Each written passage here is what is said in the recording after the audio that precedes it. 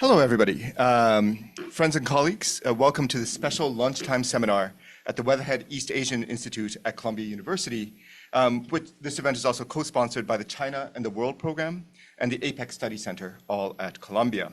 If you're here with us in person, thank you for spending your lunch breaks with us. And if you're joining online from around the world, many greetings from New York. My name is Kenneth McElwain, and I'm a visiting professor of Japanese politics at Columbia University this year. I'm also a professor of comparative politics at the University of Tokyo. It's my great pleasure today to welcome three distinguished guests who will speak and discuss on the theme, public expectations of government responses to security contingencies around Japan in a changing international environment. The workshop will host two scholars who will speak on Japanese public attitudes towards possible geopolitical contingencies, and one discussant. Our first speaker is Dr. Satoshi Machidori, a professor of political science in the Graduate School of Law at Kyoto University, Japan. Dr. Machidori received his BA and PhD from Kyoto University and also studied at the University of Wisconsin-Madison. He previously taught at Osaka University before returning to his alma mater as a professor in 2004. Our second presenter is Dr. Harukata Takenaka, professor at the National Graduate Institute for Policy Studies, or GRIPS, also in Japan. Dr. Takenaka received his BA from the University of Tokyo and worked for the Ministry of Finance in Japan, while also obtaining his PhD in political science from Stanford University, after which he joined the GRIPS faculty. And our third guest, our discussant, is Dr. Amy Katalinak, associate professor of politics at New York University. Dr. Katalinak did her undergraduate studies at Victoria University of Wellington in her native New Zealand, and after studying at the University of Tokyo, went on to receive her PhD in government at Harvard. She previously taught at Australian National University before moving to her current post in NYU. I'm also delighted to share that she has a new book coming out this February titled Dominance Through Division, Group-Based Clientelism in Japan, from Cambridge University Press. I congratulate Amy on her new book coming out, and I strongly urge those of you interested in Japanese politics to read it as soon as possible. So Dr. Katalinak will serve as a discussant to the first two presentations, each of which will be about 20 to 25 minutes long. And Dr. Katalinak's comments will help frame the broader debate, which I hope to have with the audience members here today and online.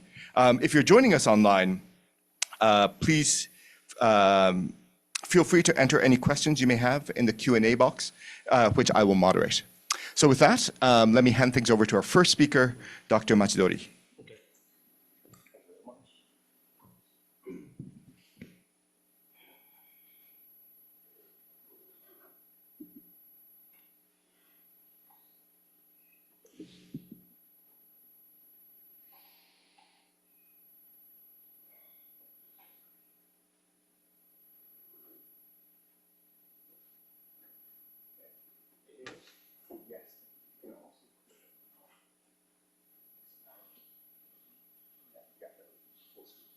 Perfect. Okay. Thank you very much for introducing me very well. Much better than I am. But whatever. Oh, I'm sorry. Okay. And I'm Satoshi Machidori at Kyoto University. I think this is my third time to talk at Columbia here. My first time was held in 2017, just one day, the same day was one day after the first Trump inauguration. And the second, funny story. And the second time is the February 2020s, just before the outbreak of the pandemic. And just to go back to Japan, everyone was panicked, and the situation, the world situation totally changed since then. And third time is today, and just a couple of weeks or 10 days after the second Trump administration. So in this sense, my talk is held almost always during the Trump administration. So that's a funny story, I guess. But in any case, I'd like to start my presentation about the changes of the foreign and security policies in Japan. And then, actually, today's my talk is a kind of a Oh, sorry. No, people can't hear online really well. All right, sure. I'm sorry. It's a kind of a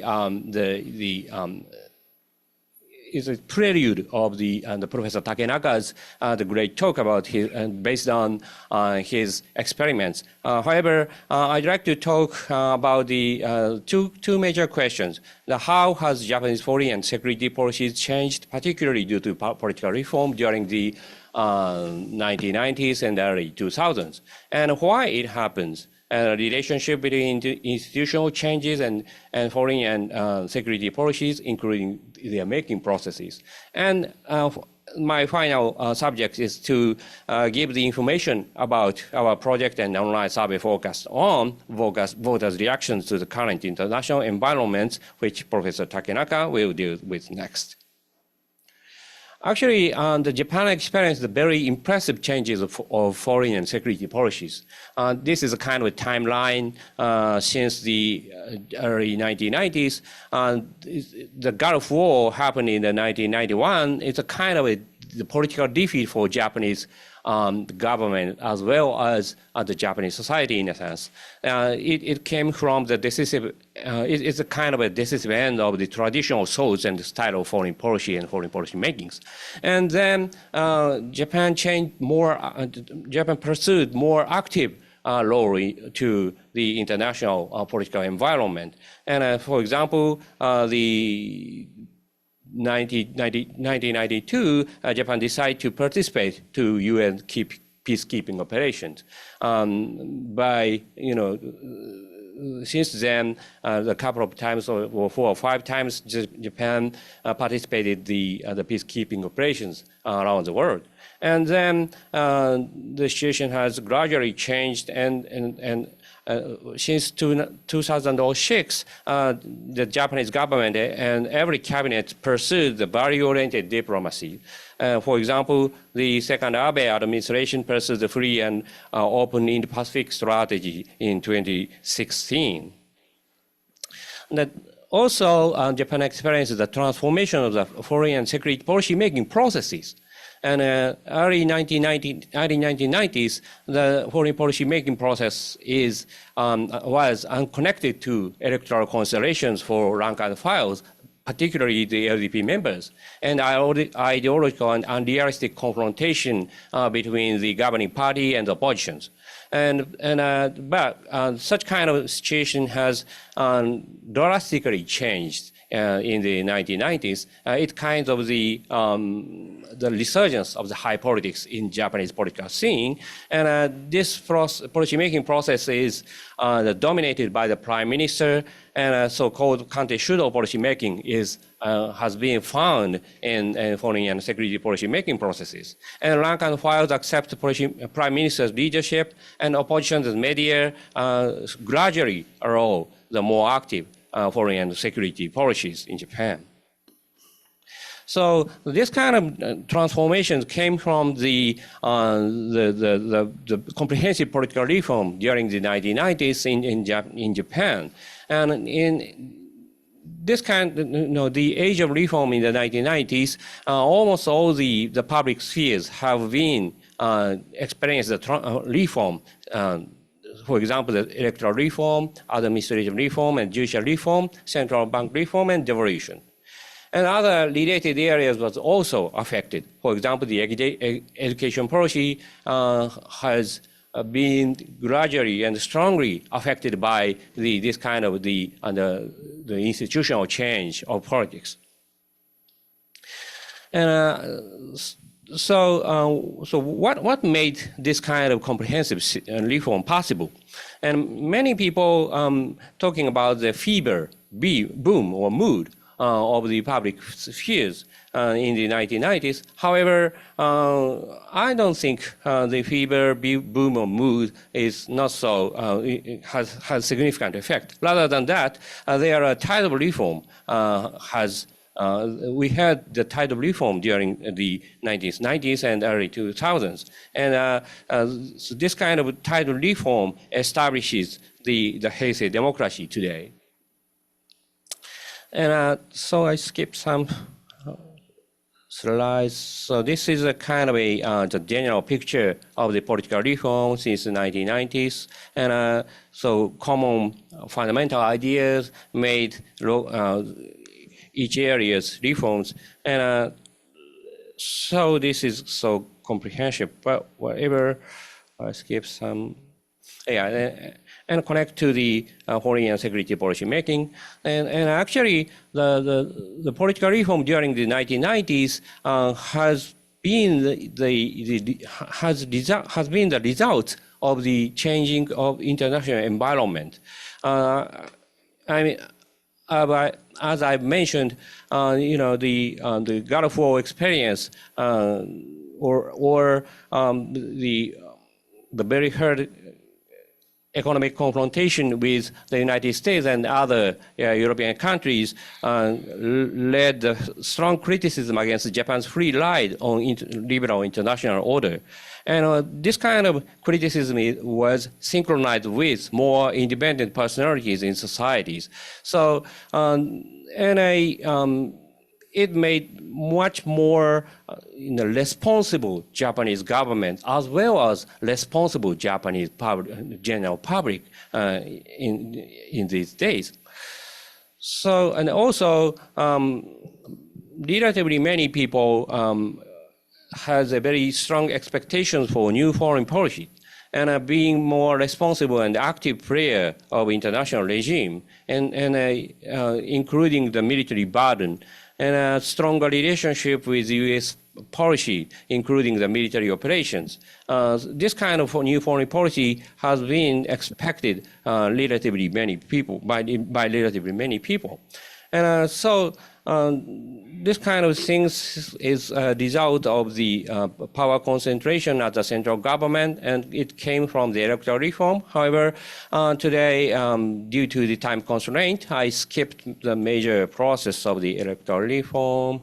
And also, administrative reform has also mattered because this administrative reform at the central government made central government more, concentrated. And but I skip here, and this is a very impressive picture or data of the prime minister meeting pattern. And the pre-reform period, the prime minister met more rank and file members. However, today, the more core cabinet members rather than the rank and file members. So it means that the prime minister make decisions not by not with the relations of the rank and file members, rather than that the small number of core cabinet members make decisions of significant policy making. Oh, yes, exactly. Oh, it's hard to find. I'm sorry. Text. And so this kind of things made a new foreign and security policy making possible. And prime minister dominated policy making process was found first during the Koizumi administration. And the Koizumi administration days, the U.S. experienced 9/11, very hard time, and tackled with the anti-terrorism war. Such kind of situation, the Japanese government very actively supported the U.S. government as well as other major international powers. And the same kind of things was happened during the second Abe administration. And at that time, Abe advocated very active international roles of Japan, and also Abe tried to value free and the liberal international order in the worldwide. So this kind of things has newly found in Japanese policy making process and foreign policy. And this kind of things is other than the political reform during the 1990s, more international institutional basis is found. For example, the Defense Department became the ministry in 2006, and the National Security Council was established in 2014. And Prime Minister can have national security special advisor since 2014. So this kind of things helps Prime Minister to have much more active foreign security policy and policies. And also, we need to focus on the public opinion and journalism changes. And the public opinion and journalism has more interest in the foreign and national security policies and problems, and less absolute anti-war sentiment in Japanese society today. And also, we find that the smaller influences of traditional media, such as newspapers today. So in that kind of situations, the politicians can relatively easily make a more active foreign and security policies compared with the 1970s or 1980s. And then what we should do is we have 2 or 3 questions. The one question is, will Prime Minister dominance in foreign and security policy making continue or not? So I think it's yes, at least compared with other actors. Today, the Prime Minister, Ishiba, is a relatively weak Prime Minister, weaker Prime Minister compared with the Abe or Koizumi. However, even so, Ishiba's intention is realized easily, to make a foreign and security policies. So, in this sense, even today, the Prime Minister Prime Minister dominance is still continuous and will continue in the near future. However, for Prime Minister, the realistic range of choice is limited, mainly due to the budgetary limitation or other international environments. For example, it's not realistic to imagine that Japan will have nuclear power in the near future, nuclear weapon in the near future, even if China has a very strong attitude against the other East Asian countries, or the United States withdraw from the Western Pacific areas. Even so, Japan cannot have the nuclear weapons due to the Japanese society's the feelings against the nuclear weapons, as well as the international environments and international laws, regulations. And so in this sense, the international environment matter for Japan's foreign and security policy making. Even today. Historically, the Japan's foreign and security policy making has been affected very strongly by the international environment, even since the 19th century, I think.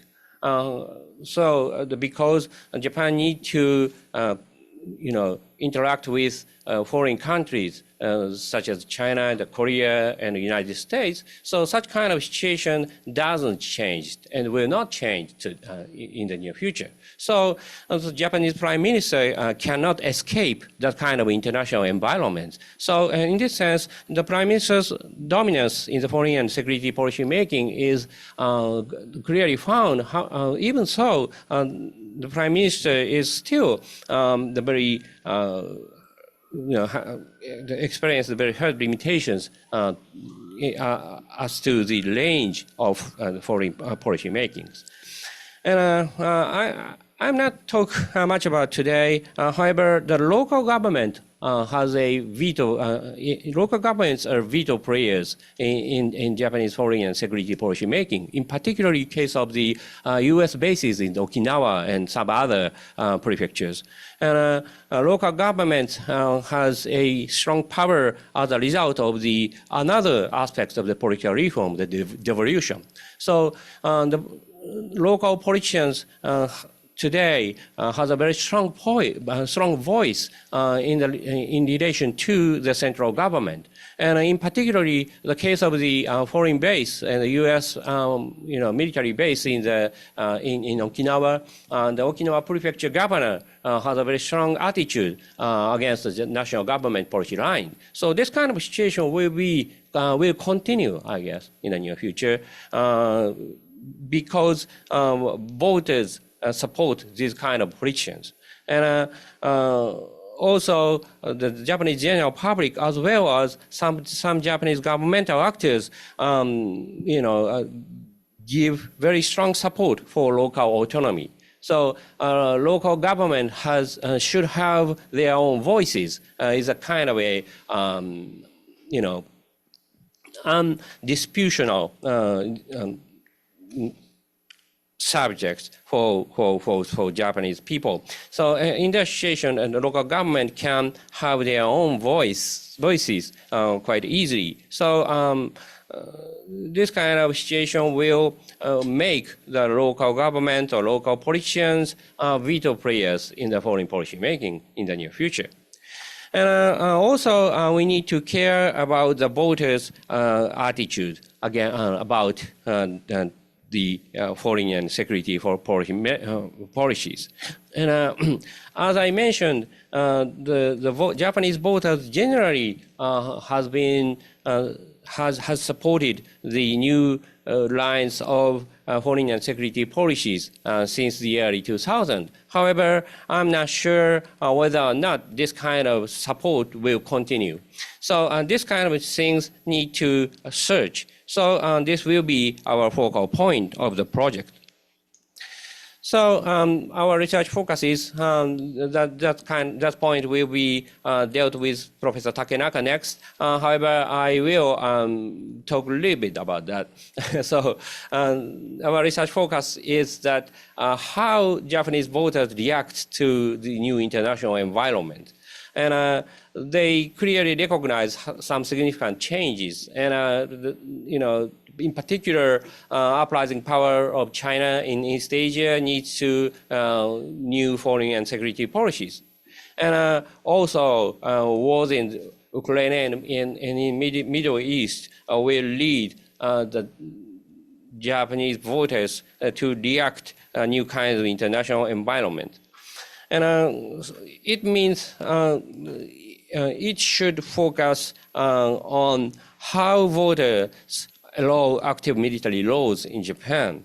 And so generally, how about general reactions? How about the differences caused by ideology and partisanship? How about the differences among types of military laws? How about differences due to regimes, areas, and races related to the war? And how about the differences when giving more concrete information?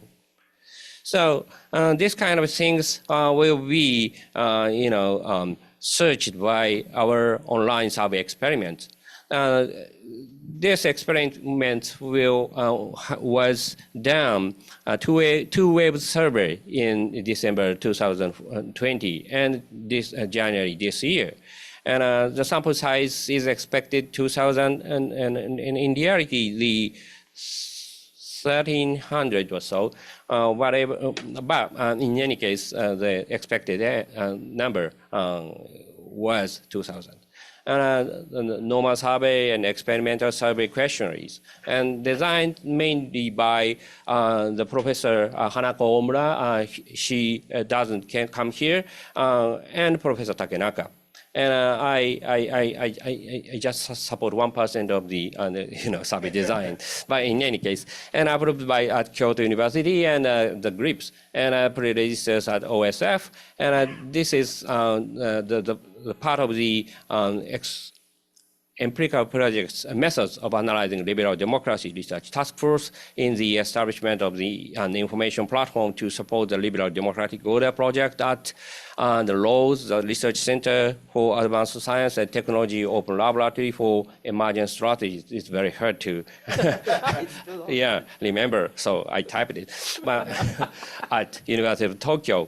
And so So this is the grand design or fundamental information about our research. So concretely, Professor Takenaka will give you more detailed information and results of our experiments. Thank you very much.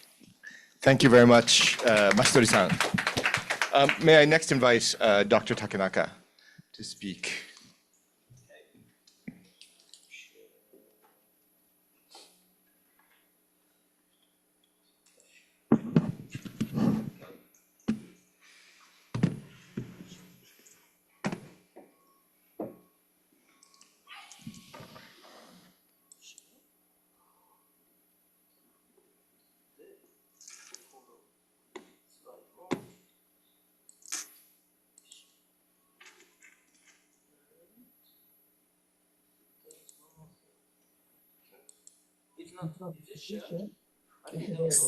It works.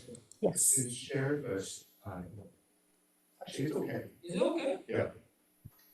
Are people Yeah, I can see. Yeah. Okay, my name is Harukata. Thank you very much for kind introduction. And also thank you very much for having us this afternoon. I think it's already, hold on, let me see. Okay, thank you very much for having us today. I would like to thank Kenneth and Julie for preparing this workshop. And thank you, Amy. Thank Amy for coming from Princeton, spending 2 hours and serving as a discussant. And so as Professor Machidori has already explained, as a part of Rose's project, Professor Omura and I have just begun research on the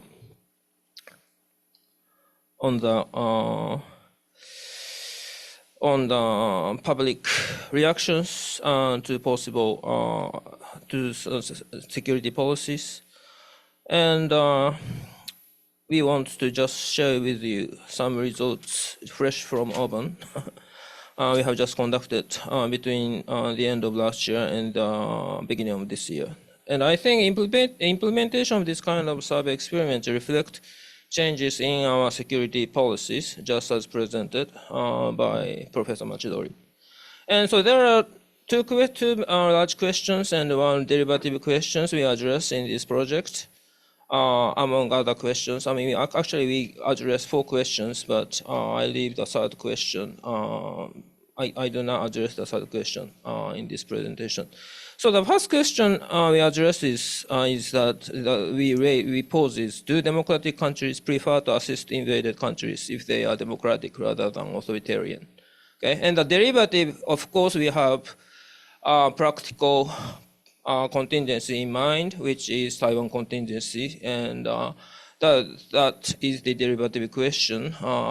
Are the public who are aware that Taiwan is a democracy more supportive of assisting Taiwan when it is invaded than those who are not aware that Taiwan is a democracy? And the second question is relates to so-called democratic peace literature. Does public in democratic countries care about political regime or race in determining whether they support government decision to attack other country? And this is really a follow-up research on the relationship between democratic peace and race, which has been just recently published by APSR by these 3 scholars.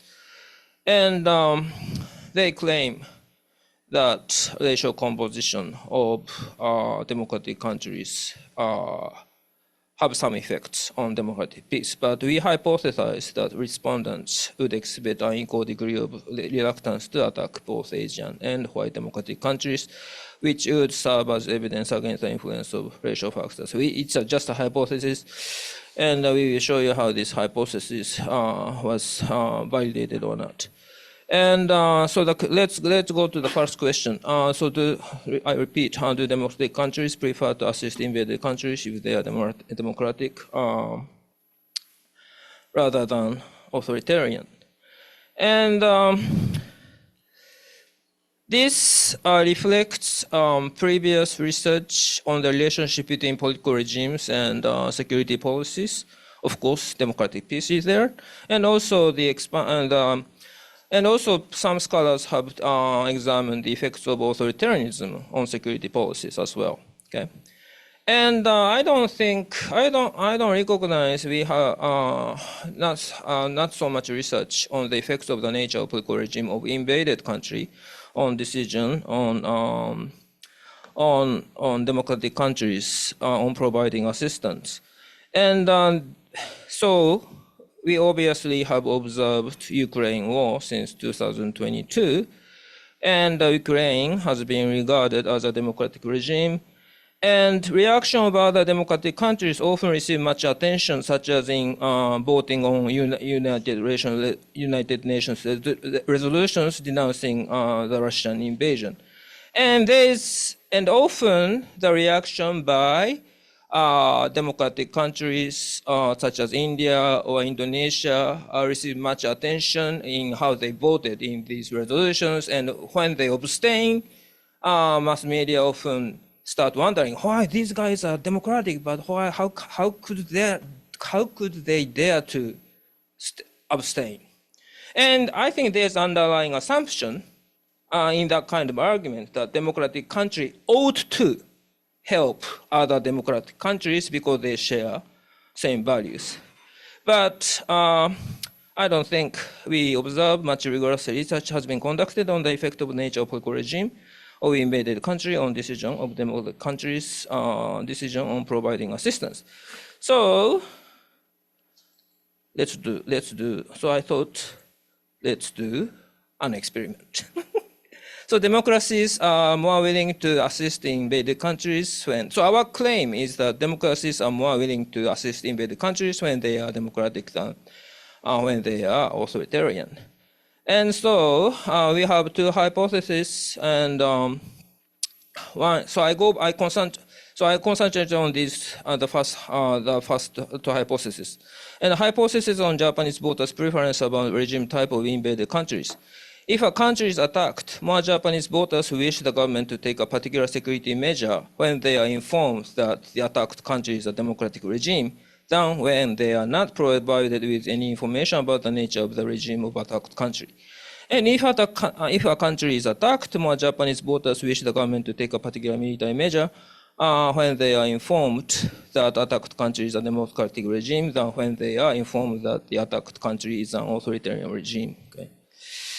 And so details of survey experiment, we targeted, so it was conducted the end of last month, from the end of last month to the beginning of this month. And the sample size ended up being 1,100. And we have, well, I write 3 big nets, but actually it's like 2 big nets and 1 control. And so participants are assigned to 2 groups, and 3 groups, and 1 big net is a democracy big net, and they are provided with this information, that is, country A is a democratic nation, country A does not have an alliance with Japan, country A does not have strong economic ties with Japan. And the second big net is country A is an authoritarian nation, country A does not have an alliance with Japan, country A does not have strong economic ties with Japan. And no information being that this is really a control. Country A does not have an alliance with Japan. Country A does not have strong economic ties with Japan. And participants are presented with the following scenario. Country B has attacked country A. Please select the action by the Japanese government to support country A that has that most closely reflect your opinions, and participants are asked to respond whether they strongly agree, somewhat agree, neither agree, nor disagree, somewhat disagree, strongly disagree. Okay. And okay, this is complicated, but there was a discussion whether we go for really this kind of diverse options, but well, we said we might as well do it. And so So we have 9 options. One is military intervention, and second is deployment of supply corps to provide arms in any kind of areas, and deploy of supply corps to provide arms only in non-combat areas, and so forth. You can read them. And deployment of supply corps to provide ammunition without distinguishing, in all kind of areas. Deployment of supply corps to provide only within non-combat areas.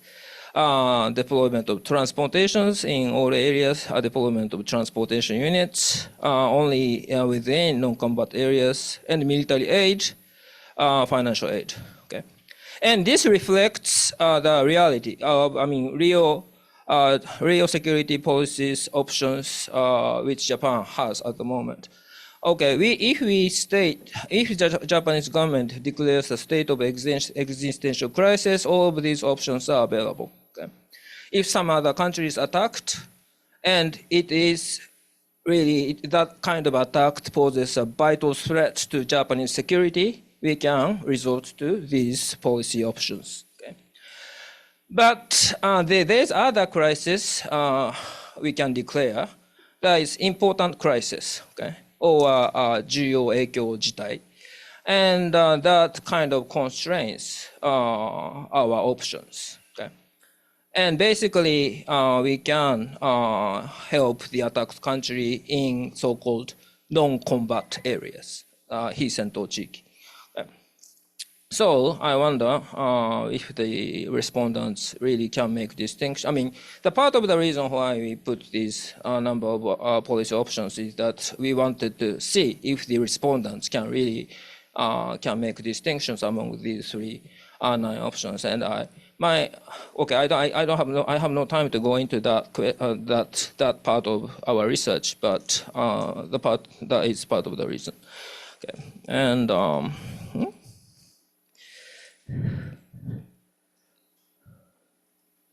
And findings. Okay, so when they are informed that the invaded country is a democracy, they become more positive about assisting an invaded country in any way, ranging from direct military intervention to financial support. Okay, and this is okay. Just I have no time to go over all 9 options, but they more or less they show the same trend. So we examined. So we take the difference between those who said who answered agree, and those who answered disagree, and take the average. And that means if the more people say, more respondents say agree, the difference becomes larger. And so the larger figure shows that there's more support for military action posed to them. And so there is more support for military intervention when respondents are informed that the invaded country is democracy. And so for basically more. Sorry, Dr. Takenaka, just to confirm, you're showing 3 bars. Yeah. And the one on the left is the democracy. Sorry, the text is a little bit small. Oh, okay, I'm sorry. The left is, yes, this is democracy, and this is authoritarian, and this is control. So and so clearly the figure for democracy is larger for the control, and much larger than authoritarian. So people are positive about supporting democracy, while they are more reluctant to support authoritarian. This is really the gist of our arguments, and this more or less the same trend can be found for other, for example, for supplying weapons and for transportations and so forth. Okay. And the other finding is that we have run regression and putting other factors. And what about the effects of providing information on the nature of political regime of the invaded country? And the effects of the democratic treatment is significantly positive for all policy outcomes, including military intervention. So respondents become more positive about providing assistance to the invaded country in all policy options. So I just show this is for military. So this is for military option, and we have 2 stars. So we are confident at 5% level, and this is, well, Kenneth told me not to show this, but all significant for all policy options for democracy. Okay, and so I think I think this was pretty clear, and so we became, we became very optimistic about Taiwan, but so how would the Japanese respondents reacted? Let's see how they reacted to Taiwan crisis. Okay. So our public who are aware that Taiwan is a democracy more likely to support helping Taiwan in the event of an invasion. And our central argument, of course, you can expect, is that public who are aware that Taiwan is a democracy are more supportive assisting Taiwan when it is invaded than those who are not aware Taiwan is a democracy. Okay? And so this is a very simple hypothesis. If Taiwan is attacked, more Japanese voters wish the government to take a particular security measure when they are informed that Taiwan is a democratic regime than when they are not provided with such information. Okay, just for a number, I should highlight that a number of political scientists and sociologists are interested in this question. And Professor Kyoteru Tsutsui of Stanford University has already conducted survey experiments 2 years ago, examining under what circumstances Japanese voters would approve military involvement. But he's interested in not in the regime type, but he's more interested in various security situations surrounding Taiwan. For example, if China attacked Taiwan, or if China blockaded Taiwan, or if China imposed embargoes on Taiwan, and so forth. And so the attention, the focus of survey experiment is different. And he has already published some of the results on the web, and also Toyo Keizai in 2023. And so again, the sample size is 1,340. And so one big net and control for this presentation. So for democracy big net, Taiwan is not in alliance with Japan. Taiwan has strong economic ties with Japan. Taiwan is a democratic system where politicians are elected through free and fair elections. And control, Taiwan is not in alliance with Japan. Taiwan has strong economic ties with Japan. And well, we have posed other questions, but we skipped that. And the participants are presented with the following scenario and the question: country X has attacked Taiwan. Question: do you agree or disagree with the Japanese government taking the following actions to support Taiwan? And again, participants are asked to express their opinions on those 5 choices. And again, the same policy options.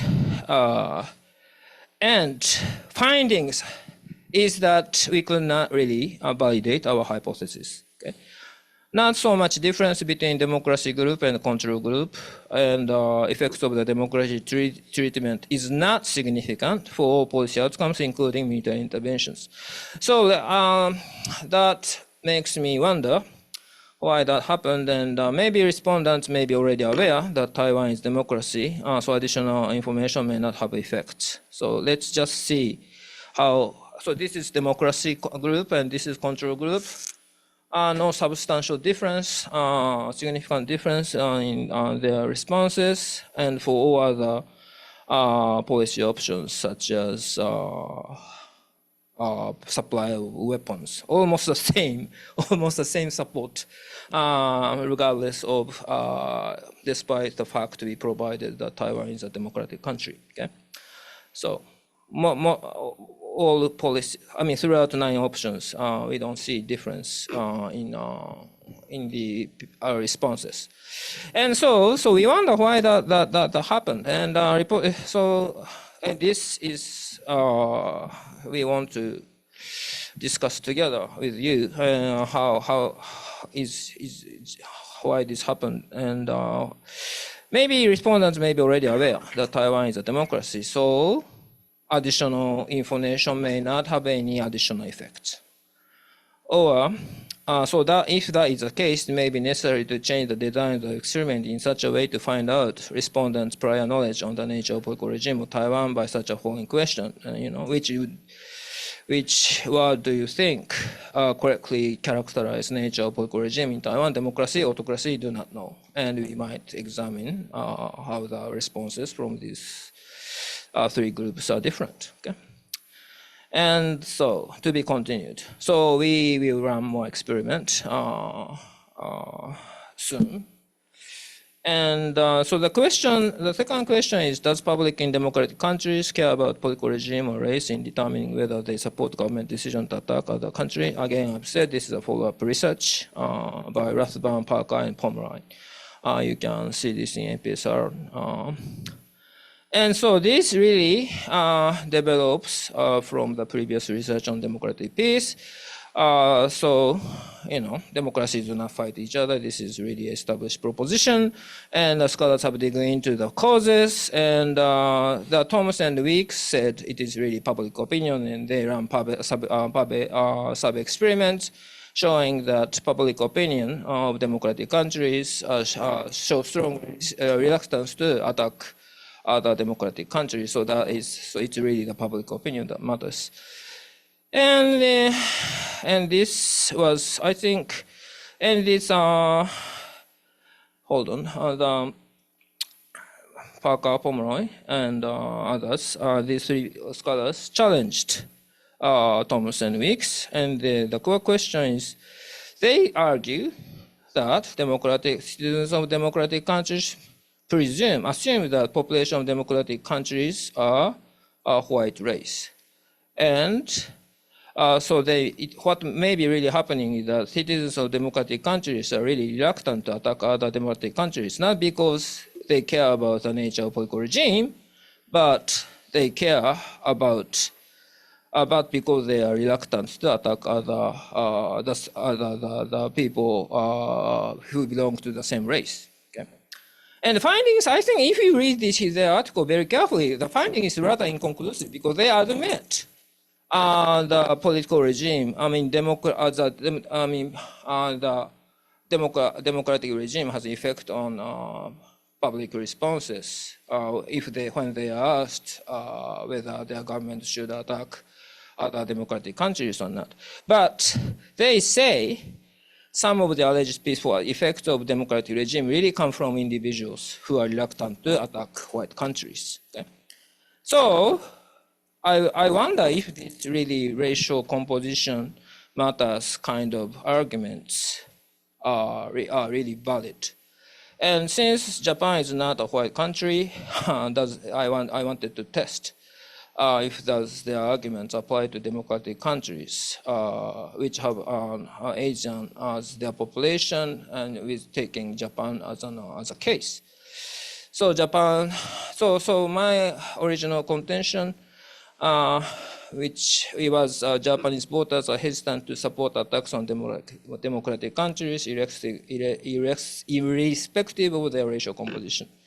And the hypothesis on Japanese voters' preference about government military action against the democratic regime, regardless of the race of the country, which can be subject to Japanese military actions, the Japanese voters show less reluctance to attack a democratic country than an authoritarian country. And I think this is just a bit too unrealistic scenario for Japanese respondents to ask. So we prepared the second question and the second hypothesis. Regardless of the race of the country which can be subject of Japanese military actions, the Japanese voters show less reluctance to assist the United States attacking a democratic country than an authoritarian country. Well, you might think this is still unrealistic, but I think more realistic than the first hypothesis. And so we conducted sub-experiment, and sample size this time is around 1,150. And we prepared 4 big nets, and the big nets provide information about the fictional country X combining 2 factors, its political system and its population composition. Okay, so democracy whose population is predominantly white, country A is a democracy where politicians are elected through free elections, and the majority of the population is white. And a democracy predominantly Asian, authoritarianism and predominantly white, authoritarianism and predominantly Asian. Okay. And the first scenario, the participants are shown the following two scenarios and questions. The first scenario, country A, X is attempting to develop nuclear weapons. If its nuclear facilities are attacked now, the development can be stopped. Question, do you agree or disagree with Japan's self-defense force attacking countries' A's nuclear facilities? And participants are asked to express their opinions, again, on this 5-point scale. And second scenario, I think this accompanies the involvement of the United States. Country X is attempting to develop nuclear weapons, and the United States plans to attack country X nuclear facilities and has requested Japanese self-defense force to join the United States military to support the US military. Do you agree or disagree with Japan's self-defense forces supporting the US military? Okay, and so I say I had optimistic expectations denied. Okay, significant difference between white democracy and white authoritarian country. I mean Japanese. And I thought there would be significant difference between white democracy and white authoritarian country and Japanese people's attitudes towards whether when they are attacked, when they are asked whether they should attack white democracy and white authoritarian country, there should be a significant difference, I thought. And also, again, we also expected a significant difference between Asian democracy and Asian authoritarian country. But those expectations were not met, and the result of experiments do not verify. But no one reject our contention and hypothesis. In particular, the effects of racial composition on respondent support for attacking democratic regimes are still inconclusive. But I think there was interesting finding. Japanese fulfill cultural superiority over people, over other people. I mean, people from other countries become aggressive. Okay. So this is on differences among, so I cannot read this, hold on. There was, I think I should, I got, hold on. How?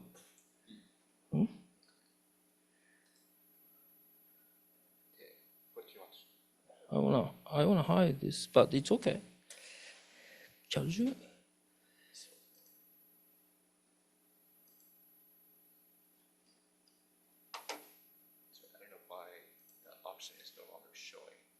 Oh, never mind. It's okay.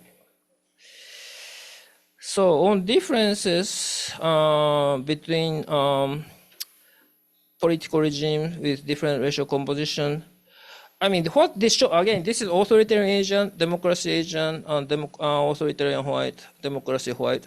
So what this shows is that the Japanese respondents are more supportive of attacking authoritarian Asian than democracy Asian, authoritarian white, somewhat similar, and very much reluctant to attack democracy white. And there's a significant difference between their attitudes towards authoritarian Asian and democracy white. This is something we have found. But, so we just wonder, do democratic peace proposition holds for white-centric countries?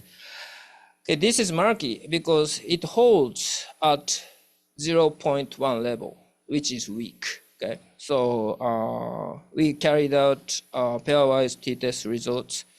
But it's Asian, so authoritarian white, democracy white, it's 0.1. So it's we dare not to say it's significant. Okay, and so no significant difference in attitude toward white-centric democracy and Asian-centric democracy either. And this is, we ran regression on the responses and against the baseline of the white democracy. And we have found that Japanese respondents are significantly more positive if you compare white democracy and Asian democracy. There's a significant difference. I mean, they are more positive about attacking Asian democracy and also not white authoritarian and Asian authoritarian.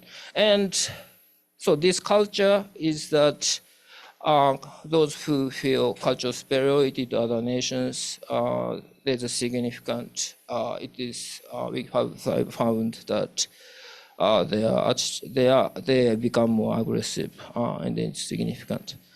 And so,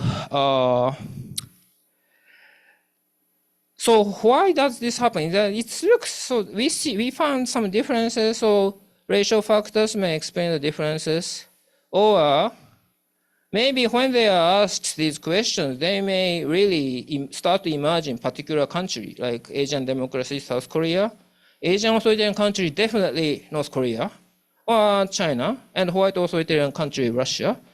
So this is, if you go for, so if we think white authoritarian suggests Russian, it can explain why they do not, I mean, the result is not significant.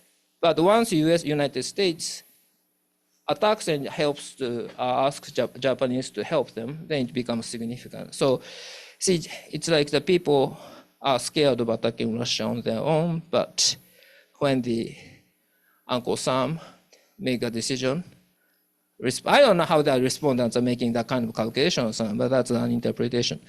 And so that's it. And but the problem is, so there is so I'm sorry to say, acknowledge this to you, but we have found significant problems in the current design of experiment, because we needed to have political regime vignettes as a control to examine if the effects from racial composition are really working, because we have combined Asian democracy, white democracy, so we cannot really take out the racial effects out of this. So we need really a plain vignette, just specifying the country is democratic without specifying race, and the country is authoritarian without specifying race. And this is really the article by Pomeroy and others conducted, how they designed their research in 2025 article.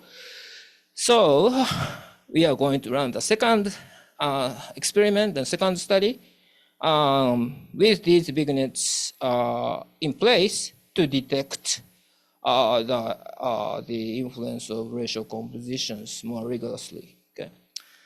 Thank you very much for your attention, and thank you very much for listening. Thank you very much, Dr. Takenaka. We will now turn over to our discussant, Dr. Amy Katalinak from New York University.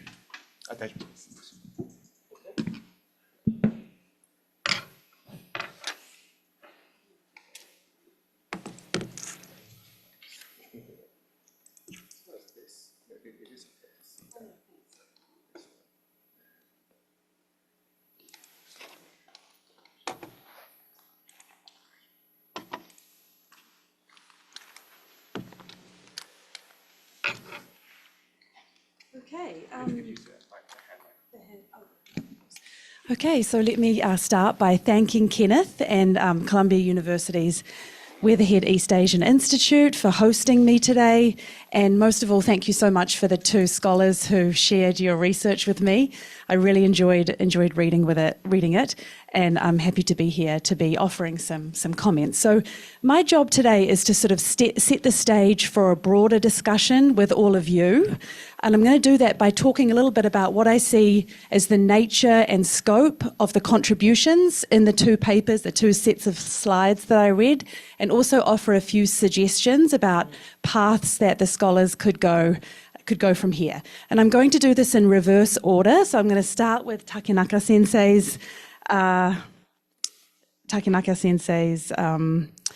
set of slides, his research. Okay, and I wanted to kind of set the stage here by talking a little bit about the context, the academic literature in this area. So I'm sure that many of you have heard of this concept called the democratic peace. I would say it's not really a theory, it's more of an empirical regularity. So many of us are familiar with this idea that democracies, empirically speaking, don't tend to go to war or attack or fight other democracies. So this is an empirical regularity. Many studies have attested to this using observational data, using experiments. It's been shown, via many different methods. So the purported mechanism in this study is the idea that there are shared democratic institutions across democracies. So as a citizen of a democracy, I'm not going to support attacking another democracy, and that's because we both have democratic institutions. And it's something about those institutions that produce this empirical regularity. Sorry, I'm having some.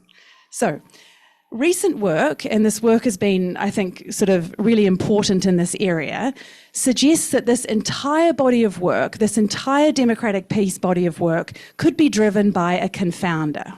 And that's the fact that many democracies are majority white democracies, are majority white.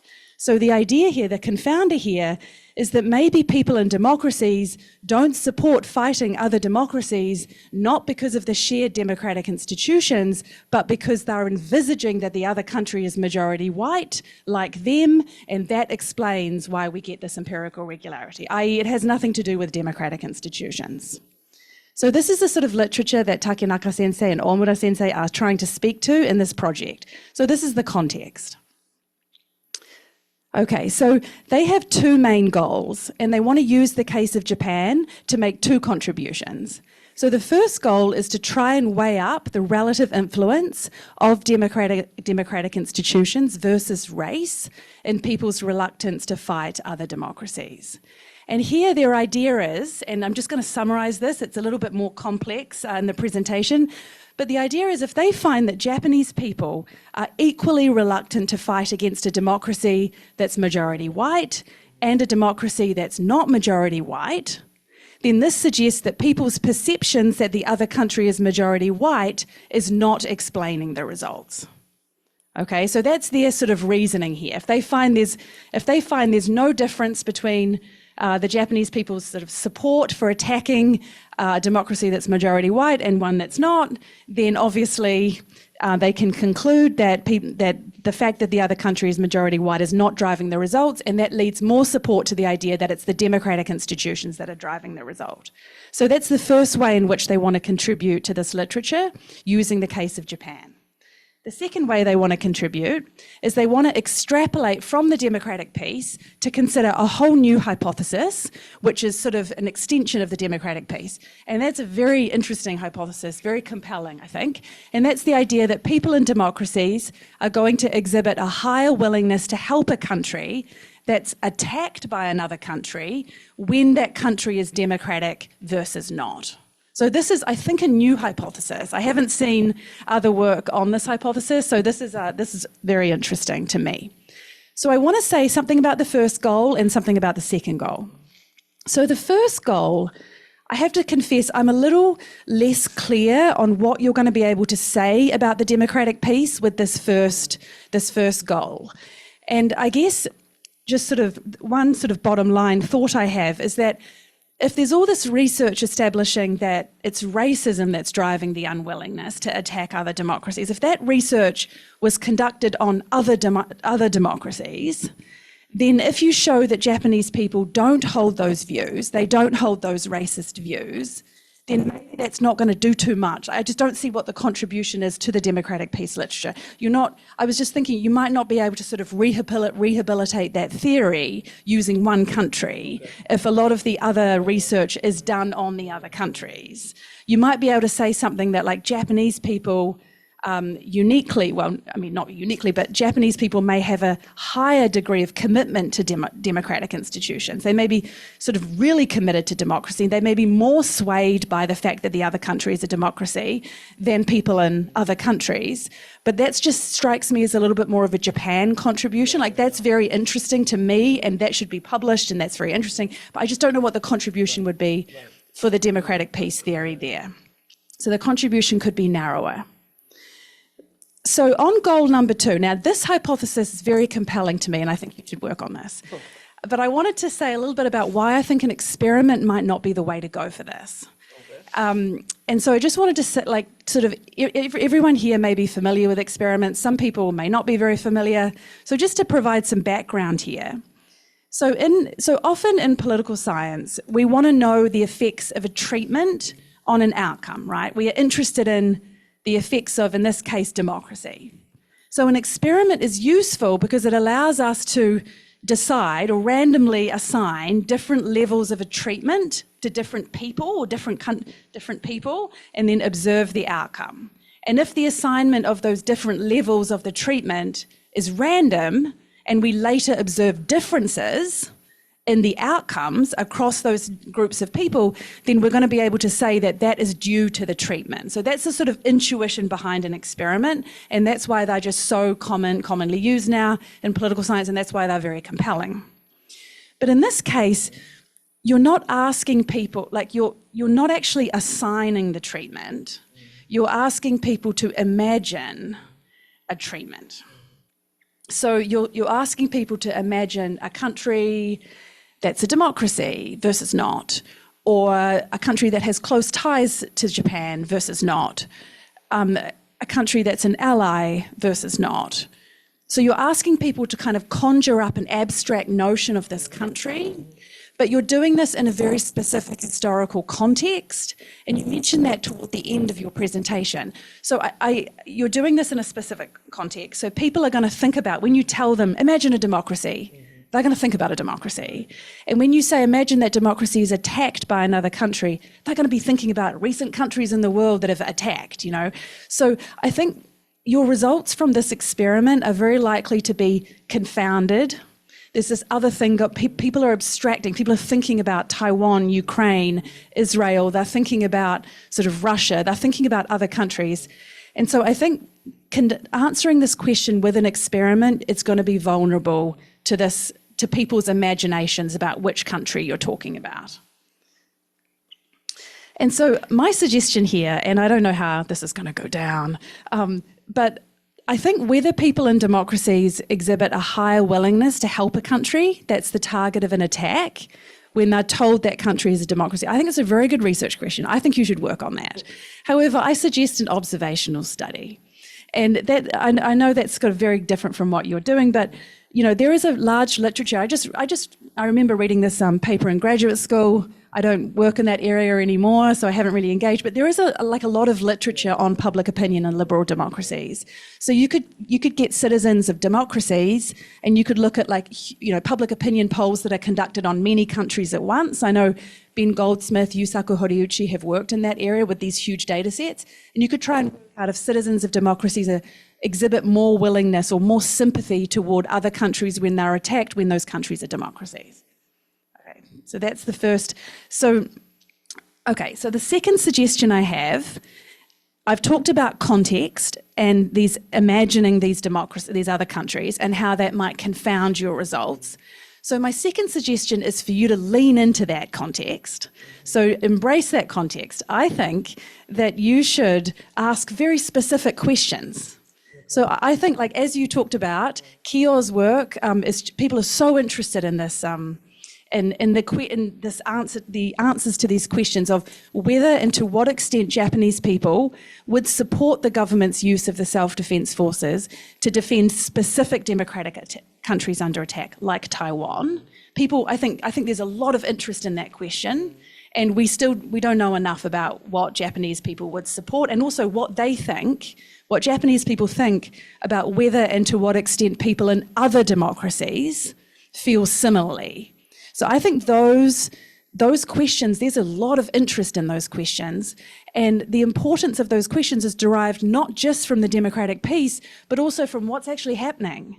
So this is a very sort of substantively important area, and I just think you should jettison these imaginary treatments, and instead you should just tell respondents the countries that you're asking about, and then survey them, because you have so many nice scenarios there. I want to know the answer to those questions, and I think that attaching that to the democratic peace theory is just maybe making things more, like, a bit harder for you than they need to be. So that's my comments on Takenaka sensei and Omura sensei's work. Okay, now I want to switch to Machidori sensei's work on reform. And here I just want to begin by saying that I'm utterly convinced that electoral reform and administrative reform had major consequences for security policy. So I'm very convinced of this. I've worked on electoral reform myself. I couldn't resist, for everyone here, if anyone is interested in electoral reform and national security, I have a book about it. It came out a few years ago. Okay, so essentially, just to recap this for some folks in the room, so I sort of see electoral reform. I know other people see administrative reform as mattering more, but the electoral reform, I think, was just really significant, right? So it got rid of intra-party competition within the LDP, and by doing so, it concentrated power in the LDP leadership. So how it did so is like this. Let's say you're an LDP politician in your district under the old electoral system. You have another LDP politician in your district. So you have to figure out how to win against that person. So in that system, you're wary about centralizing power in a party leader. Like you could give the party leader control over posts, nominations, policy, money, but then you can't guarantee that that party leader is going to make policy that benefits you. They may make policy that benefits the other LDP politician in your district. So that creates this incentive for the party to be quite decentralized. But then the introduction of the new system, suddenly you're the only politician in your district. So you really want to win. And you also know that your party leader also really wants you to win, because your incentives are more aligned. The party leader needs you to win because that's an extra seat for the party. So that creates the situation where suddenly you're kind of more willing to agree to power concentration in the leader. You're more willing to say, okay, I'm going to give you control. I'm going to cede control over nominations, posts, money, policy. I'm going to cede control. And in return, you are going to make policy that benefits everyone in the party. So that creates this leadership. Sort of the situation has changed so much, it makes the leadership more accountable to the public. And so simultaneously, that's what I've worked on. Simultaneously, people like Takenaka sensei and yourself have worked on this other changes to the decision-making process in the Kante and the cabinet that strengthen the Prime Minister's ability to change security policy. So in my work, I talk about how under the old electoral system, prior to, let's just extrapolating, it's not all about the electoral system, I know that, extrapolating away from the electoral system per se, I would say that prior to reform, there are all these variables that operate at the level of the international system, right? Like balance of power, balance of threat, strength of the US commitment. But I would argue that those variables weren't really filtering through to policymakers prior to reform, but now they are filtering through. So prior to reform, individual politicians in the ruling party had few incentives to pay attention to national security, and they didn't have an empowered leader either. So after reform, you have individual politicians with incentives to pay attention to national security, and you have an empowered leader. So anyway, I'm convinced of that.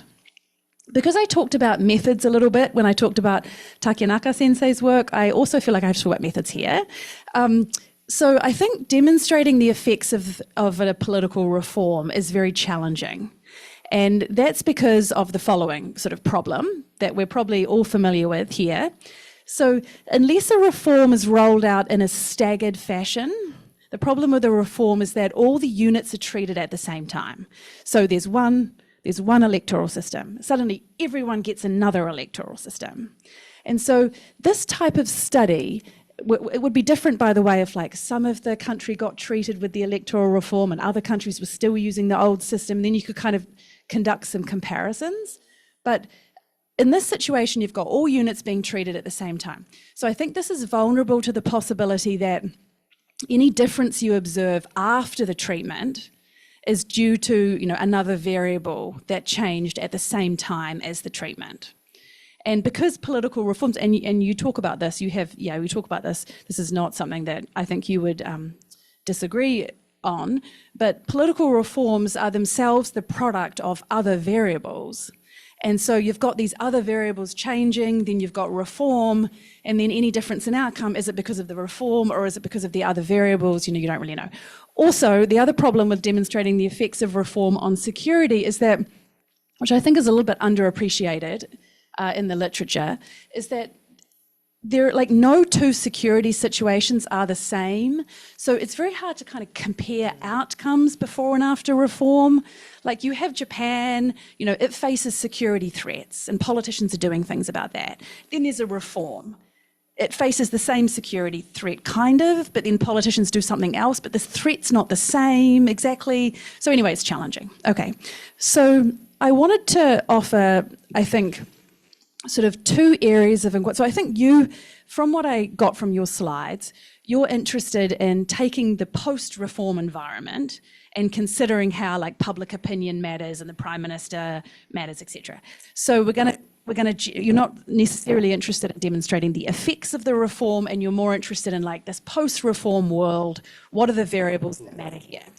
So one potential area of inquiry I think would be interesting is that I think there's quite a few areas where the Japanese government does things that are kind of against public opinion.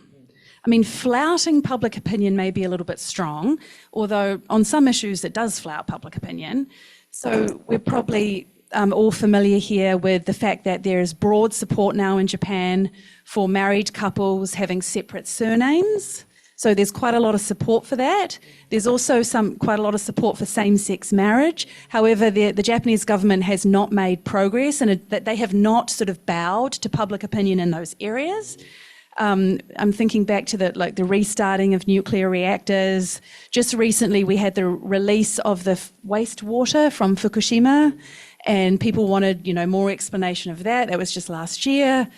The last year, I've been glued to the slush fund scandal, and that's also a case. I think the public want more explanations. What were the politicians doing with all of this money that they had accumulated, and what are the leaders doing with the policy activity expenses? So these are all issues.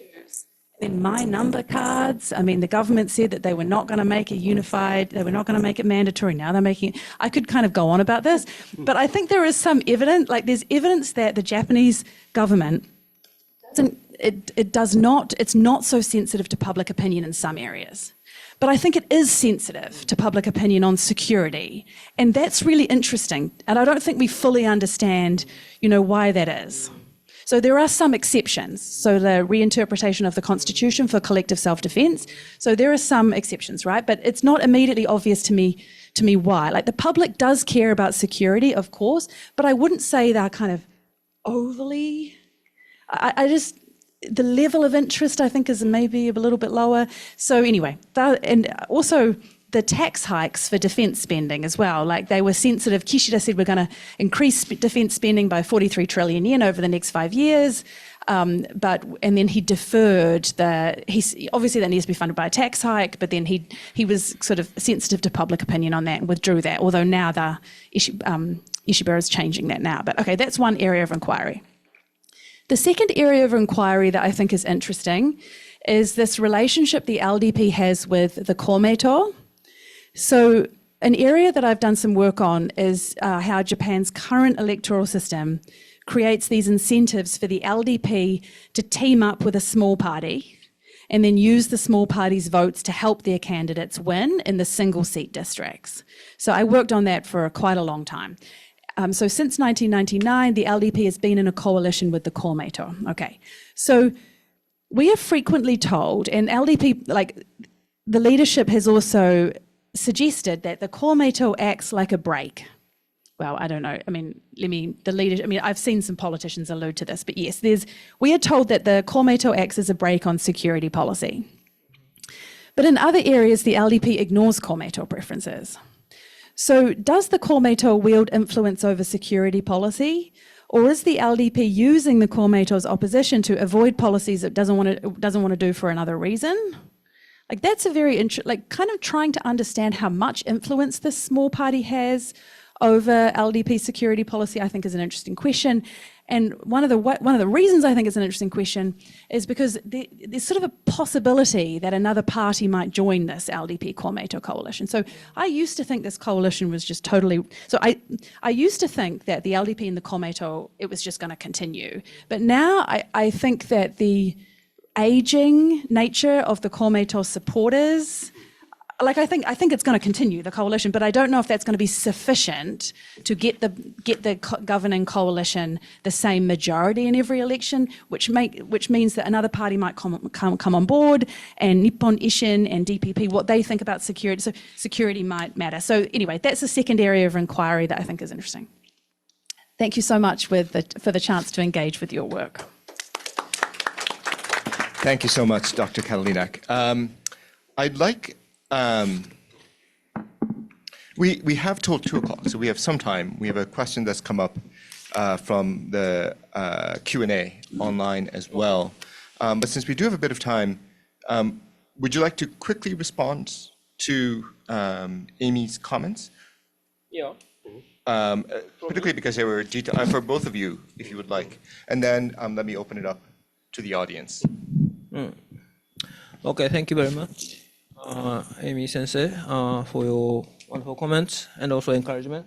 I appreciate them. And so you talk about, so basically about this democratic peace on our attempt on the second question, right? That is the relationship between democratic peace and racial composition. And what you are saying is that even Japanese voters show no difference against different races. So it's really a so what question because it's just single case, right? So I admit it, but so what? No, but it's, yeah, I think it's really justified from just a single case study. But what I'm seeing is that maybe the Japanese respondents are showing the same tendency with the other research on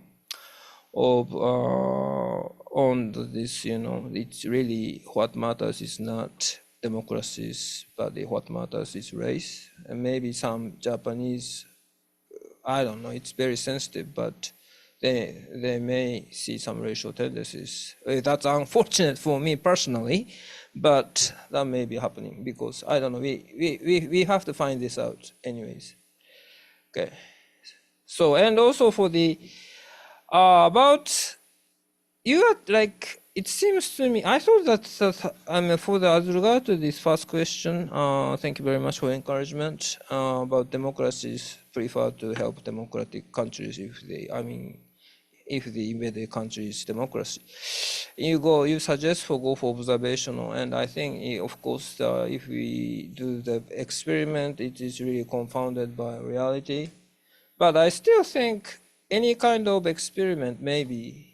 Of course, there are various experiments. You go to some country and you make a treatment in what you educate, and that is not something confounded by reality. But I think many experiments, well, I'm just new to this area, but it seems to me at the end of the day, most of the experiments can be confounded by reality. So I just think I might as well go with this way. But of course we can go observational. We can count the actual cases, right? And there are a number of cases how the democratic countries reacted. And the other way is, of course, we can take the count of United Nations resolutions and, under what circumstances democratic countries, voted against the Russians or not, or those kind of things. So there are a number of ways to approach this observationally. So I think this will be really a big project, right? So I thank you very much for encouragement, and I think it will take many years to really carry it through. But so I think so. As I'm speaking, I think the sub-experiment will be one of several ways to substantiate our argument. I mean, it cannot be a definite, right? You should combine with other research methods. Okay. And on Taiwan, of course, we can come up with a number of other scenarios, and many people are interested. I can collaborate with Kyo-san and so forth. Thank you very much for your suggestions. Thank you very much. Okay, thank you, Amy. And actually, my presentation presentation is a kind of a to give the context of the Takenaka-san's presentation. So independently, my presentation is not so meaningful. But however, even so, Amy considers many great questions and comments. So I totally appreciate it. And I'd like to react to some comments. And first of all,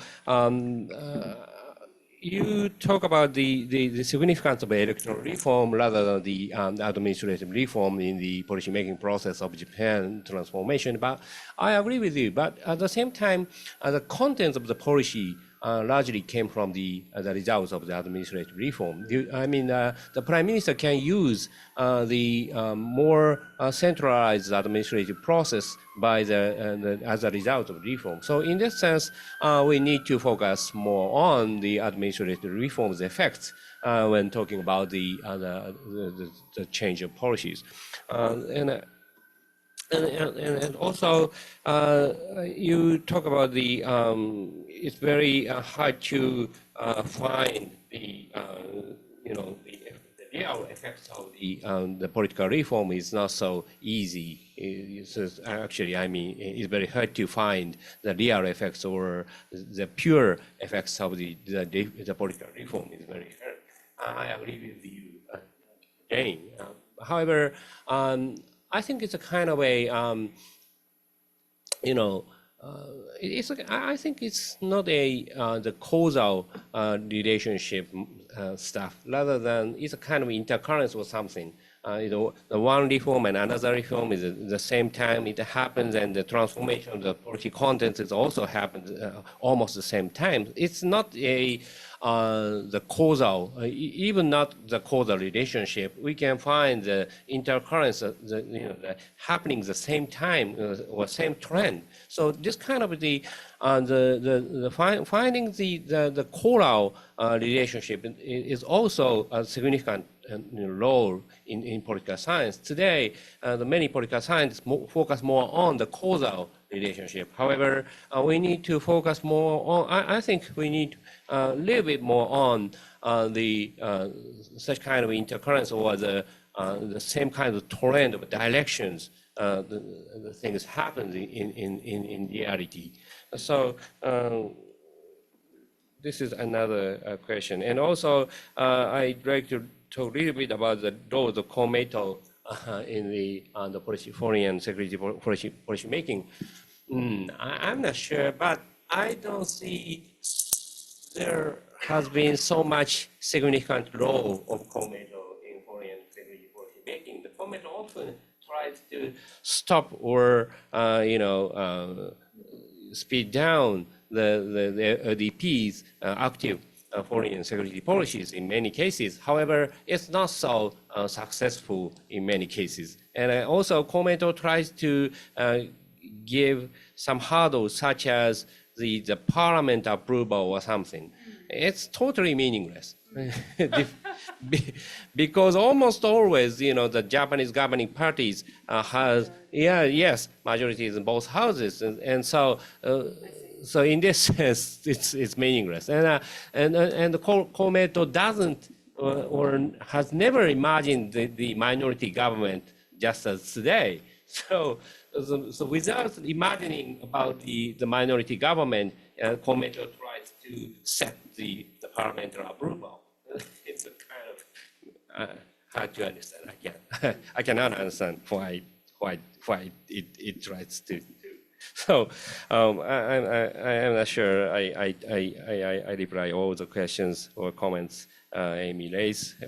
However, that's a finish. It's my finish point. Thank you. Thank you very much. Let me open it up to the audience. But before doing so, there's one question that's come in online that I think is related to a point that Amy raised about confounders. And it's a comment I myself thought about, which was that the vignettes talk about the identity of the invaded country, but it's very vague about the invader. And so I think there are varying assumptions that can be made, or it's hard to account for how the respondents are interpreting the scenarios. And Yinan He online raised a similar question, which is there are a lot of confounding factors about the use of war vis-a-vis Asian or white authoritarian or democratic countries, like regional affinity alliance relations that may already exist, and so on.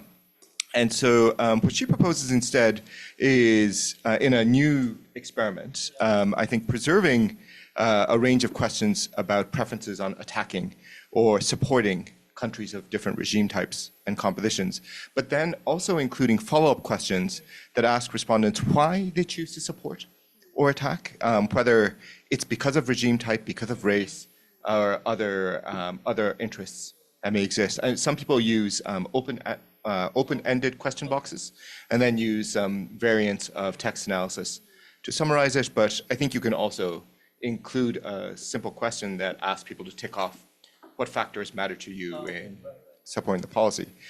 It'll be hard to do that for 10 different policies, but certainly for one or two, I think it would be straightforward to include. So I think that's primarily the suggestion from Yinan-hei. Let me open up to the audience, and yes, if you could introduce, if you could say your name and your affiliation. So thank you, professors. My name is Ling Fei Lu. Actually, I'm a PhD student from Hong Kong UST, and I'm now a visiting scholar here in the business school. So my first question is for Takenaka sensei. So also related to the question raised about the attackers, because the geopolitical conflicts is more like a bilateral relationship or multilateral relationship compared to a unilateral. So a lot of the respondents may actually consider about the attackers and the relationship between the Japan and attackers. So take a scenario for the Taiwan case. If they imagine the China attacked Taiwan, it's quite different from the Philippines attacked Taiwan, because they were concerned that how the Japan is going to involve it and what's the aftermath or the outcome for that relationship. And my second question is for the Machidori sensei, because there is a recent political reform now in Japan. It's about the cancellation for the factions, especially for the LDP. But a lot of researchers still concerned that although officially the factions was canceled, but they're the underground factions, and yes, and the parliament members are still gathered in some common interest or their political opinion. So do you think that there is a similar effect compared to the political form that you study compared to the recent cancellation of the factions? Okay. So are you suggesting that we should give more, give more information about the attacker? Yes, and also the pairwise control for that.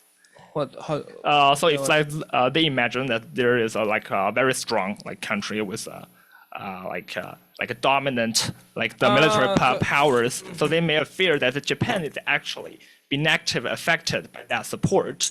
And if those two countries are both far away from Japan, even if the Japanese government support one of the attacked country, there is no direct negative effect for Japan. So that may be. So are you suggesting that we might run experiments, or I don't know how we do this, but we provide different information about attackers?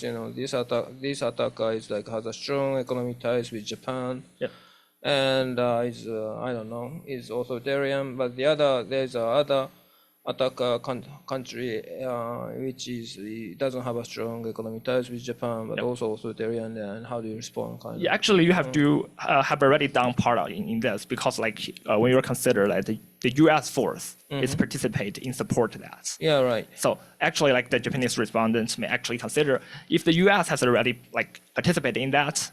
So what's my opinion? Yeah. So, okay, basically you are suggesting that I should more carefully design the situations. Okay, thank you very much. Yeah, but actually it's a very good question. Yeah, okay, thank you very much. Thank you for your question. Actually, the role of the faction of LDP is even if the political reform era has been arguable, in the case of the policy, the role of the factions has not been so significant for many researchers. And rather than that, the factions played more significant role in personnel and the tide of the money or something. So in this sense, even if the factions disappears from the LDP, the policy line has not changed much. So this is a simple question. And in addition to that, the factions last year dissolves has not been the same of the pre-reform era's factions, because even until last year, the factions function has not been downgrading gradually, because the change of the electoral system centralized the endorsement power into the party executives. So factions cannot play a significant role related to the election. So the role of the faction has been gradually decreasing, even before it's dissolving last year. Thank you very much. Okay, thank you very much. Thank you. From the audience. A question online as well, but yeah. Hi, yes, I have a question for Takenaka, or a comment rather, for Takenaka Sensei. Speak up. Introduce yourself. Yeah, sorry. Hello, I'm Etienne. I'm a PhD student at Princeton University, second year. So I have a question about the experimental design specifically. So I think a lot of people mentioned that people might be imagining specific countries and whatnot.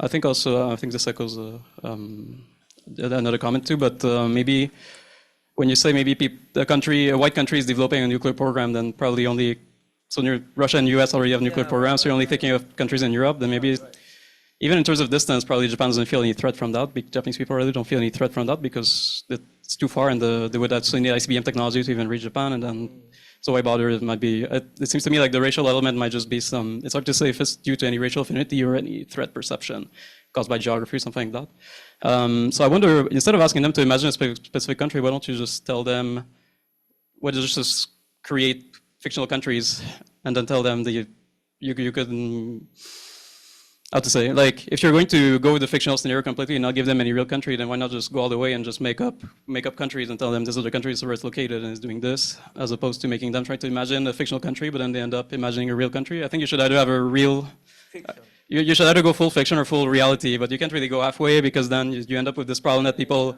they might imagine a real country but might not, and then it's you end up with a difficult scenario. So I think you should either go full reality or fully fictional and tell them what the country is and where it is and what it's doing and what, even if it does not exist. Right. I think, yeah, anyways. Yes, just we try to follow the setup by the Pomeroy and others. They said, this country is developing nuclear weapons, but you agree, because there are only a few countries which have the capacity to develop nuclear weapons, which, really, I think, probably encourage the respondents to imagine particular countries, and that would affect their responses. So maybe we can come up with more fictions. And yes, I think that's, and also it will be very interesting, to compare the results of really the fictional condition and with the nuclear specific. It's also a fiction, then compare how their responses will be different. Yeah, I agree. And I think you could even have a fictional map, like a fake map with fake countries, and think about it like this, but maybe it's a bad idea, but anyways. Okay, thank you. Thank you very much, Etienne. Harukata-san. Thank you. My name is Ayumi. I'm a postdoc fellow at Columbia University. I've always had this question about how much this democratic value and the connections matter between Taiwan and Japan. I think we heard a lot more discussions from politicians talking about Taiwan democracy in 90s, especially because Taiwan became a democracy in late 80s. And that was sort of new connections that Japan was sort of expanding into Taiwan society. And Lee Tang-hui talked a lot about it also. But then over time, as the contingency threat toward Taiwan became a lot more imminent, and I think the Japanese people started feeling it as a more existential threat rather than sort of society that's far away and where we are developing sort of democratic ties. So I've always wondered if you also feel that there is now less tendency to focus on democratic values with Taiwan. We heard more about democratic values when it came to Hong Kong, because it was also about regime within Hong Kong. So there must be some correlation, and you could probably test causation through experiments by testing sort of conditioning upon sort of geographical distance or how far they or social distance. Democratic values actually reversely correlate, like the importance of democratic values become reversely more important in that political narrative, because that's the only connection you have. But I wonder if you buy that thesis. That's just my sort of guess at this point. I want to confirm your question. Are you suggesting that democratic values come to matter when there's less geographical connection between the two countries? Right. Because less geographical, so the security threats are not existential to you. So because Taiwan contingency is already existential threat to Japanese security. Regardless of whether it's a democratic or authoritarian, are you suggesting? So for example, say if, for example, Madagascar is a democratic country and it's attacked, do the Japanese people feel that they are obliged to? Yeah, so you are saying that, yeah, I agree, because the Taiwan, no, it's just, yeah, Taiwan, because the threat to Taiwan will be existential crisis regardless of its political regime. I mean, I think even Chiang Kai-shek still continues to dominate Taiwan. It would have been an existential crisis for us in the current situation, right? But what I'm trying to do is just the value of, I mean, I think it's really at the elite level discussions, right? So I was just wondering how the ordinary Japanese students really these democratic values of Taiwan when they decide, they determine the attitude towards the Japanese government. Yeah, I'm not saying that, the geopolitical value of Taiwan does not matter or democracy is more important. I agree with you, but just it's not the objective of my study. I mean, just I want to see how the ordinary Japanese students are feeling about the democraticness of Taiwan. Right. Thank you. And there must be also correlation among, how much utility the politicians, the political leaders, opinion leaders feel to use that narrative. Yeah. I feel that there is less need for that narrative at this point of the day. So observationally, you could probably test sort of text analysis of how much this democratic values appear in public discussions. Because that tells that, politicians need or political leaders need to appeal to that kind of narrative or not. Okay, I see what your point. Okay. That may be. Yes, I think you have a point. You are, I think, persuasive, because politicians turn to values when there are no strategic or material or geopolitical interests. That's what you're saying, right? Yeah. Okay. Yeah, I wonder how that we can incorporate that into our research. Thank you very much. Yeah. Let me take a question from online, actually, from Michael Sharp. And his question is about how you define race.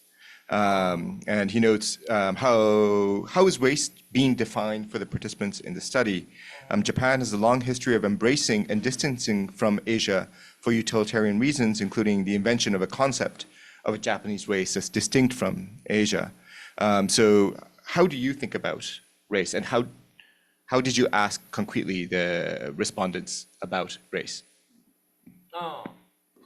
We just asked that there is white the population. I mean the population of this democratic country is white people are dominant, and the other question is Asian people are dominant. We have not. Ajajin.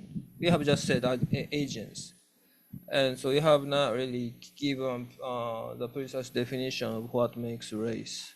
Yeah, that's how we asked. But I think it's an important point because if the effect of race is supposed to have to do with some co-ethnicity, I'm white, another country that is white is being attacked, then I feel more sympathy. Right.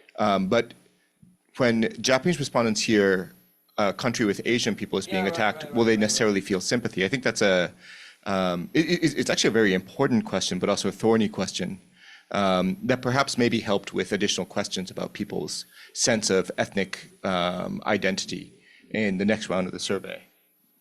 Yes, you are right. Yes, because Asian, I mean, if you ask various nations or various people in Asia, do you identify yourself as Asian? They say, kind of. So I think maybe we should be careful, like treating white dominant population. We cannot treat the white race in the same way as Asian race, right? So, yeah, we have to think about that. We will think about it. Thank you. Any other questions from yes, go. My name is Takeo Hano, professor at the Senshu University in Japan, and just a visiting scholar at the Teachers College, Columbia University now. And I am very interested in that political power of Japan Department of Treasury, because it has a very big authority to decide that allocation and the national budget in Japan. So how do you? Well, because my expertise is public finance in Japan and the U.S. So that's why I'm asking you, how do you evaluate that political impact of the Treasury Department in Japan and that impact, political impact or the policy making process? I strongly believe this question should be replied from Takenaka-san because MOF was MOF. You know the Takenaka-san, the first job was in MOF. So, but today's context, I should reply. Actually, the power. Political power of Ministry of Finance is over-evaluated today. And for example, during the Abe as well as Koizumi administrations, the Prime Minister's office controls almost all the fundamental direction of the budgetary process. So in this sense, the influence of the Ministry of Finance is overstated in many cases, and some people, tries to say, give it's a kind of a conspiration theory of the Ministry of Finance, and generally speaking, the Ministry of Finance has been the enemy of the heel of Japanese, the public discourse. However, in reality, the power of the Ministry of Finance has gradually or downwarding for a long time. Its heyday was ended early 1960s, in my view. So in this sense, it's a kind of a conspiracy theory. This time. Because are there other? So about this question, I was thinking about your observation in your presentation that local governments are becoming more important actors, and just the ministries have all of these funds that they distribute, these kokko shishitsukin, and they have shihokofuze, they give this money to local governments. So in that sense, I think it might be interesting to see if there's any if local governments have gained more autonomy, and if there's some relationship with the Treasury disbursements. That's something that I was thinking about, and then you raised the question. That means the highly decentralized government system in Japan, and that means allocation of the tax levies to all of the local governments in Japan. Yeah. And, yes. ちょっと研究課題としては。Could I address the question? No, it's about the power of local governments in the field of finance. I think the Professor Kidera of Meiji University has made a very interesting presentation in APSA, which was held. APSA, the American Political Science Association. Last year. And basically his argument is that the Kante has now gained more discretion, even in the field of providing the budget to local governments by creating number of kofukin or hojokin. Yeah. So that's we have not really. Yeah. So I think that you should ask him. Yeah. And you should ask him. Well, I mean, I think that was interesting finding. I think it's not published, but I think that finding should be published, I think. And for local governments, yeah, it's very autonomous. See, we really have to look at. I have examined how the Japanese central government and the local government responded to the COVID crisis, and the local government has a lot of discretion and power in the field of health policy and and public health, and the problem is the central government is that they do not have any organizations to implement the policies they designed. They really are dependent on local governments to implement their policies on health station, hokenjo, and also on the hospitals and so forth. So that's why local government has a lot of power vis-a-vis central government in that area. And on Ministry of Finance, could I address that question? I still have some minutes to reply. I think we're okay for about 5 minutes. Okay, sure. Actually, the relationship between the central and local government has a multi phases in Japanese, the public sphere. In the political, area, the local government has much more autonomous rather than compared to 20 or 30 years ago. However, other areas such as finance and administrative steps, the fusional relationship between the central and local government is still there. So, as Takenaka mentions, during the COVID-19 crisis, during the pandemic period, the local government and central governments have different voices. However, they needed to work together.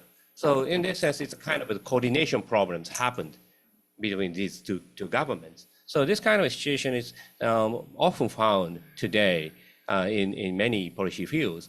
So as Amy mentioned, the relationship between the central and local governments and in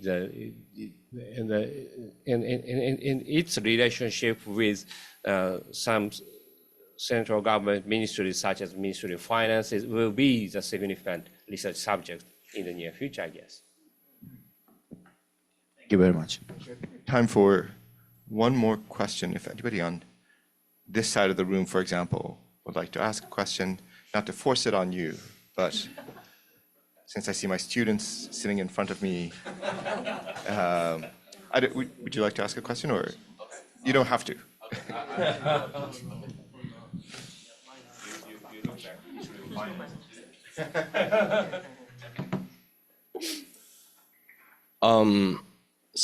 Thank you for wonderful, insightful discussion here.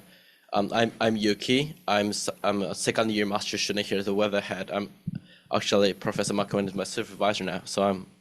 And then I have a question about the relationship between the electoral reform and the salience of foreign security policy even among the public level. So there's this some people say this sort of like Russian natural theory based, not particularly, but like it's very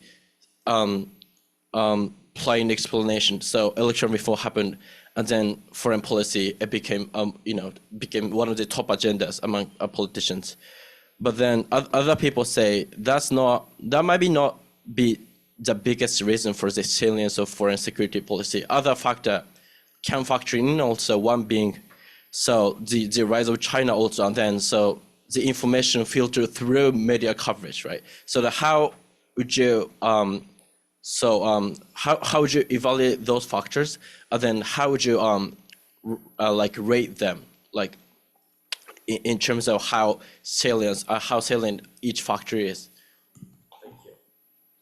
Thank you very much. Your point is related to the Amy's last point. I did not reply first.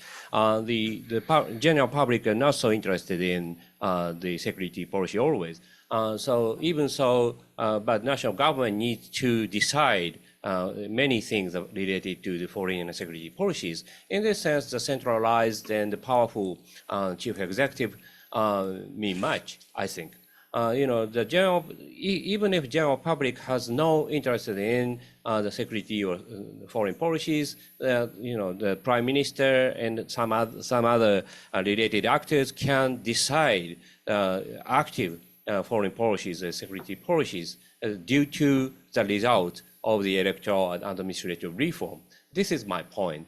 However, but I agree with you and Amy that it's not the simple result or the only reason the active foreign policy adopted, because other factors such as international environment change or some other things has played much more significant role in some cases. So it's not the perfect causal relationship. However, we need to focus on this kind of correlationship in this case studies. Thanks. I don't know if Amy, you'd like to add something. So something that you could do, I tried to do that in my work, is leverage the timing of the reform relative to like when the security threats became more serious. But that's kind of second best approach. It would be better if you had kind of the same level of security threat and then you had the reform. But yeah, they're vulnerable to this type of critique because there's so many other things going on. But maybe you could do something about the timing. Thank you. I believe we are at time. Thank you very much to those of you in the audience and those of you who participated online for this workshop. But most importantly, please let me thank, and please join me in thanking Dr. Machidori, Takenaka, and Katalinak for leading this wonderful workshop today. Thank you very much. And I'm sorry, I should also add thank you to the Weatherhead East Asian Institute, particularly Julie Kwan, who has ably and wonderfully organized this event, and also the China and World Program and the APEC Study Center as well for supporting this. Thank you very much.